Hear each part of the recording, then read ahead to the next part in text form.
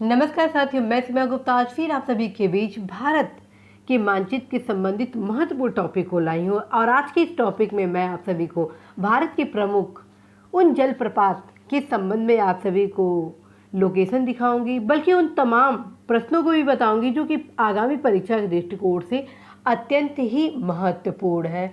अतः आप सभी अवश्य ही इस क्लास को ध्यान से पूरा सुने, क्योंकि अंत में आप सभी को मार्गदर्शन भी दिया जाता है ताकि आप अपने मानचित्र से संबंधित अध्ययन सामग्री को कैसे मजबूत कर सकें और आप परीक्षा में निश्चित रूप से सफल हो सकें।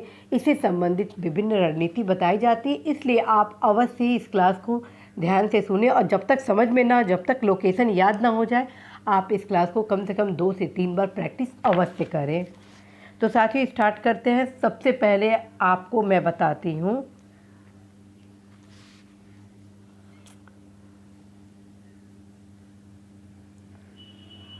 हाथी झरना के संबंध में। जी हाँ साथियों, हाथी झरना के संबंध में। हाथी झरना का पहला क्वेश्चन बनेगा कि हाथी झरना किस राज्य में है। जी साथियों, ये आप लोकेशन देखिए, हाथी झरना किस राज्य में है। तो हाथी झरना हो जाएगा, पहला उत्तर इसका होगा कि यह मेघालय राज्य में है और ये शिलांग में है और एक पर्यटन स्थल है। बहुत ही शानदार यह जगह है। हाथी के चेहरे के समान चूँकि यह दिखता है, इस वजह से इसका नाम हाथी झरना पड़ गया है। तो इसमें 3 आपको फैक्ट याद करना है। पहला क्या कि यह मेघालय राज्य में है, दूसरा मेघालय की राजधानी शिलांग में है, तीसरा हाथी के समान दिखने के कारण इसका नाम हाथी झरना पड़ा। अब हम आते हैं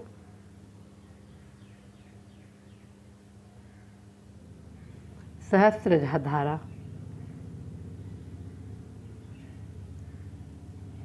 पहला क्वेश्चन इससे बनेगा सहस्त्रधारा प्रपात से कि ये किस राज्य में है। तो उत्तर हो जाएगा उत्तराखंड में है। और कहाँ पे है, तो देहरादून के पास स्थित है। ठीक, और एक क्वेश्चन और बन सकता है, लेकिन मेन यही है कि यह किस राज्य में है, तो आपका हो जाएगा उत्तराखंड। लेकिन अन्य तथ्य भी आप जान लीजिए कि यह चूने की चट्टानों के घोलन से बना है और यहाँ बड़ी संख्या में पर्यटक आते हैं। चूँकि जितने भी जलप्रपात हैं तो वहाँ पर्यटक आएंगे ही आएंगे, क्योंकि वो दर्शनीय स्थल के रूप में जाना जाता है। बहुत ही अच्छा लगता है। तो आपका वो फैक्ट तो कंप्लीट होना ही चाहिए। यहाँ पे मैं जितना भी जलप्रपात के बारे में आपको बताऊँगा, सारे के सारे पर्यटन के दृष्टिकोण से महत्वपूर्ण है। आप मेन ध्यान दीजिए कि ये किस राज्य में है, और अगर कोई विशेषता हो तो उसको आप गौर करें।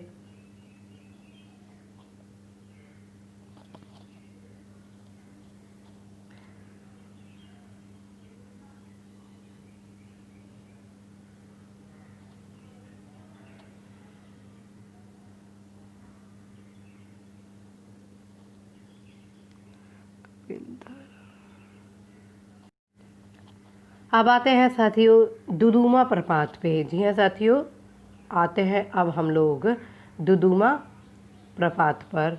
ठीक, तो दुदुमा का आपको क्या क्या याद करना है कि पहले ये किस राज्य में स्थित है।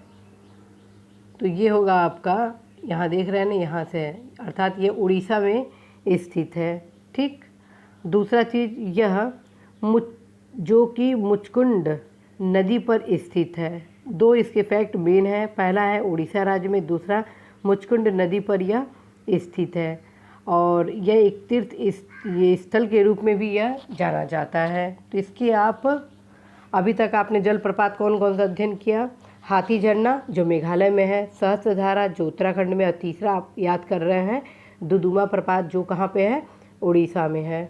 अब हम आते हैं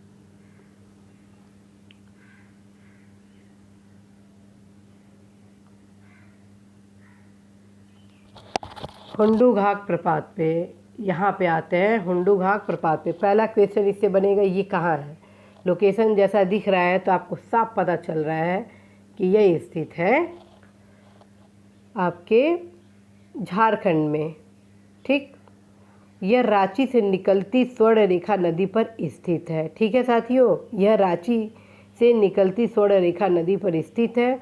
यह पीक पॉइंट और नॉनमेज के शीर्ष को प्रदर्शित करता है। ठीक, और यह प्रपात टर्सरी युग के उत्थान को प्रदर्शित करता है। तो पहला क्वेश्चन जो एग्ज़ाम में बनेगा और जो सबसे महत्वपूर्ण है वो किस राज्य में है, तो हो जाएगा आपका झारखंड।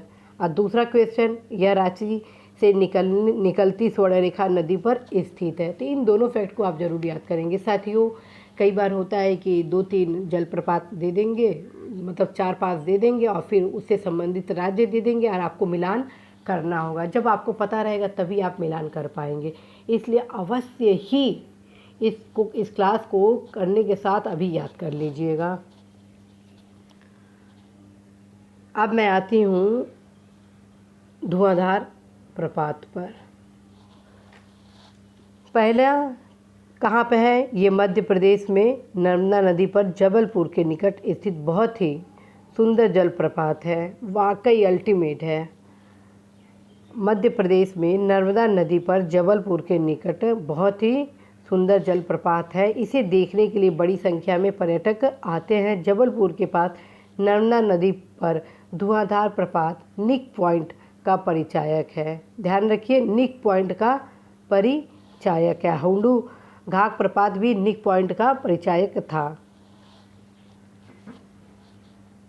अब हम आते हैं चुलिया जलप्रपात पर। चुलिया में हमको याद करना है कि ये किस राज्य में है, तो राजस्थान के, अर्थात राजस्थान राज्य में स्थित है। ओके, दूसरा फैक्ट, राजस्थान के कोटा जिले में चंबल नदी पर स्थित है। इसकी ऊंचाई 18 मीटर है। यहाँ बड़ी संख्या में पर्यटक आते हैं।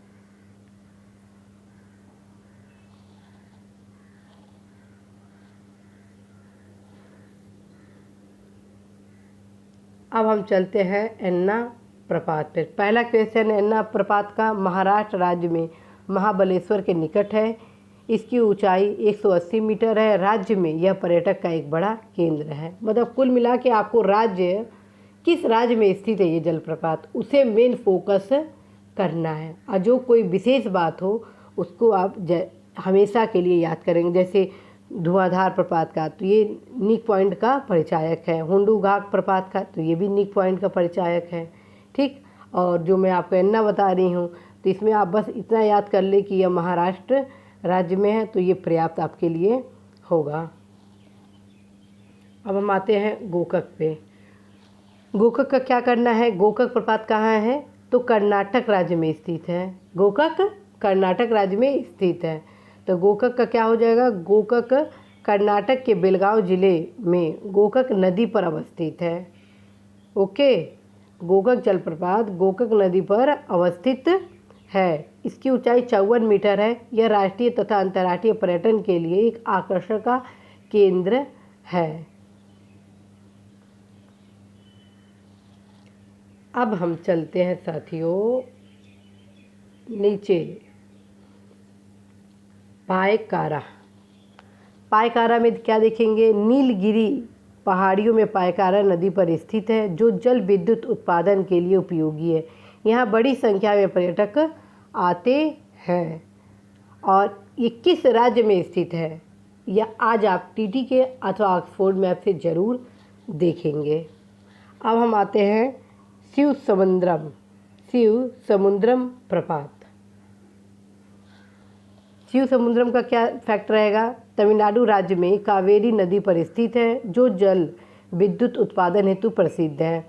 यहाँ पहली बार जल विद्युत केंद्र स्थापित किया गया था। यह भारत का दूसरा सबसे ऊंचा जलप्रपात है। यह पर्यटन का एक बड़ा केंद्र है। ध्यान रखिए, इसमें एक नया फैक्ट मैं बता रही हूँ। पहला जो परीक्षा में बहुत आता है, यह पहली बार जल विद्युत केंद्र स्थापित किया गया था। यह भारत का दूसरा सबसे ऊंचा जलप्रपात है। यह पर्यटन का एक महत्वपूर्ण केंद्र है। अब हम आते हैं जोग पर। जोग प्रपात का का एक और नाम है गरसोपा। जी हाँ साथियों, जोग प्रपात का एक नाम है गरसोपा, इसे भी आप ध्यान रखेंगे। क्वेश्चन क्या है, किन राज्य में स्थित है? तो ये जो जोग है 2 राज्यों के सीमा पर स्थित है। वो कौन कौन? महाराष्ट्र एवं कर्नाटक की सीमा पर शरावती नदी पर स्थित है। जी हाँ साथियों, महाराष्ट्र व कर्नाटक की सीमा पर शरावती नदी पर स्थित है। यह भारत में सबसे ऊंची गैर पंक्तिबद्ध जलप्रपात है। ध्यान रखिए, ये नया फैक्ट, यह भारत में सबसे ऊंची गैर पंक्तिबद्ध जलप्रपात है। 4 प्रपातों से मिलकर बना है। ये क्वेश्चन बन सकता है कथन कारण में, या 4 विकल्प दे दिया जाए और सही विकल्प चयन आपको करना है। तो जब तक आपको सारे फैक्ट नहीं पता होंगे तब तक आप उसको सही नहीं कर पाएंगे। तो क्वेश्चन हो जाएगा कि 4 प्रपातों से मिलकर बना कौन सा है जलप्रपात? तो वो हो जाएगा जोग प्रपात। इसकी ऊंचाई लगभग 250 मीटर है। यह कर्नाटक के पर्यटन में एक प्रमुख आकर्षण का केंद्र भी बना हुआ है साथियों। ठीक है, तो जोग प्रपात का एक बार और सुन लीजिए। महाराष्ट्र व कर्नाटक की सीमा पर शरावती नदी पर स्थित है। ठीक, और ख़ास बात है कि ये कर्नाटक के पर्यटन में एक प्रमुख आकर्षण का केंद्र बनता है। ध्यान रखिए, मैं सीधे सीधे बोल रही हूँ कि महाराष्ट्र व कर्नाटक की सीमा पर शरावती नदी पर स्थित है। अब इसके लोकेशन को आप देखेंगे कि जोग प्रपात किस राज्य में आता है, ठीक, और कहाँ पे इसका जो लोकेशन है उसके आसपास क्या क्या है। और इसी के साथ ये क्लास मैं संपन्न करूँ, इस चैप्टर से किस किस प्रकार के क्वेश्चन बनेंगे ये भी मैं आपको बताते चलूँ। सबसे पहले क्वेश्चन बनेगा, जितने मैं जलप्रपात बताई हूँ उनकी जो खास विशेषता है उसके संबंध में पूछ दिया जाएगा। जो खास विशेषता है उसके संबंध में पूछ दिया जाएगा।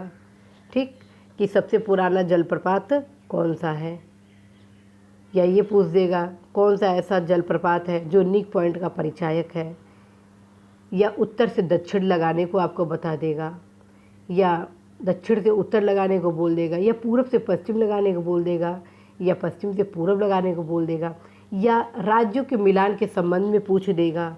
और जो खास खास चीज़ें हैं उन्हें ज़रूर वो पूछेगा, या आसपास वो किस नदी पर स्थित है, या कहाँ किसके समीप से निकल रही है, ये सब चीज़ें आपको पता होनी चाहिए। जैसे साथियों देख लीजिए, यहाँ पे सीधे सीधे है क्वेश्चन आ गया उत्तर से दक्षिण लगाने को। तो सबसे पहले आपका एन्ना प्रपात, फिर गोकाक, जोग, शिव समुद्रम, पायकारा। तो यहाँ आप देख रहे हैं इनको, तो आपको समझ में आ रहा है कि उत्तर से दक्षिण कौन है या दक्षिण से। तो ये सब चीज़ आप देखेंगे, समझेंगे। मैप आपको दिखने में बहुत आसान लगेगा, लेकिन एग्ज़ाम में यही सब क्वेश्चन गलत होते हैं। इसलिए साथियों आप अवश्य ही इस क्लास को गौर से देखिए, समझिए। जहाँ भी आपको मिस्टेक लगे कि ये यहाँ नहीं है तो तत्काल आप बेहिचक होके मैप को खोलिए, ऑक्सफोर्ड या टीटी के मैप, उसमें देखिए कि फैक्ट क्या दिया है। ठीक, इससे क्या होगा कि जो भी आपके कन्फ्यूज़न है वो दूर होंगे, और जो भी क्लियरिटी होगी वो एकदम क्लियर होगी। और जाते जाते फिर से मैं आपको एक बार बता रही हूँ, क्लास से संबंधित जितने जलप्रपात हैं उसको आप ज़रूर ज़रूर ज़रूर टीटी के ऑक्सफोर्ड मैप में ज़रूर देखेंगे। और इसी के साथ मैं सीमा गुप्ता आज फिर आप सभी से विदा लेती हूँ। नमस्कार।